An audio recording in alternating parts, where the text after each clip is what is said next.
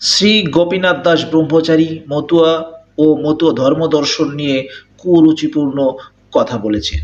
সেই বিষয়টি অন্য ধর্ম অবলম্বীদের ক্ষেত্রেও কি প্রযোজ্য, সেটি কিন্তু তিনি স্পষ্ট করে বলেননি। গোপীনাথ ব্রহ্মচারীর এই নোংরা কথার তীব্র প্রতিবাদ জানাই। ওনার বক্তব্য, উনি বলেছেন, আমি নমশূদ্র, আমি মতুয়া। আমরা বলবো, তাহলে উনি মতুয়া গ্রন্থাদি অধ্যয়ন করেননি। তো উনি কেমন মতুয়া? আরে মতুয়াদের তো এক নাম হরিবোল। এই নাম নিলে আর কোনো নাম নেবার প্রয়োজন হয় না। এটা কি উনি জানেন না?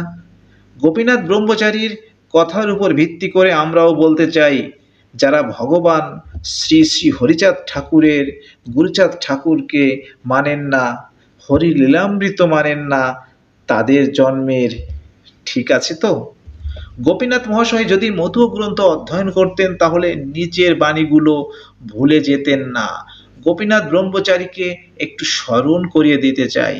শ্রী শ্রী হরিলীলামৃতে বলা হয়েছে, যে যাহারে ভক্তি করে সেই তার ঈশ্বর, ভক্তিযোগে সেই তার স্বয়ং অবতার।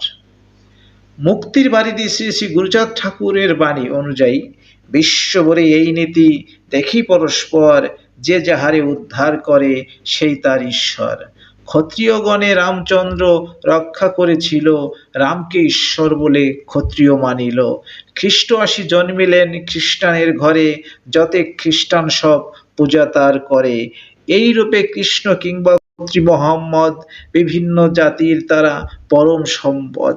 তোমাদের এই কুলে হরি অবতার, দয়া করে নমশূদ্রে করিলে উদ্ধার। তার পূজা করো সবে, তার ভক্ত হও, নিজ ঘরে ভগবান ফেলে কোথা যাও। এখান থেকে স্পষ্ট বার্তায় বোঝা যায় নমশূদ্র বা মতুয়া ভগবান অন্য কেউ নয়। মতুয়াদের ঈশ্বর ক্ষীরোৎসাহী পূর্ণ ব্রহ্ম শ্রী শ্রী হরিচাঁদ ঠাকুর। মতুয়াদের অন্য কাউকে মানা বা না মানার প্রশ্নই আসে না। মতুয়াদের আদর্শ মুক্তির বারিধি শ্রী শ্রী গুরুচাঁদ ঠাকুর। তাই গোপীনাথ মহাশয়, আপনার প্রতি বিনম্র শ্রদ্ধা রেখেই বলছি, নিজের অশ্রাব্য ভাষা প্রয়োগের জন্য অনুশোচনাপূর্বক ক্ষমা চেয়ে নিন, আর ভবিষ্যতে একটু সংযত হয়ে কথা বলার অনুরোধ রইল। জয় হোক মতুয়া ধর্মদর্শনের, জয় হোক মানবতার, জয় হরিবোল।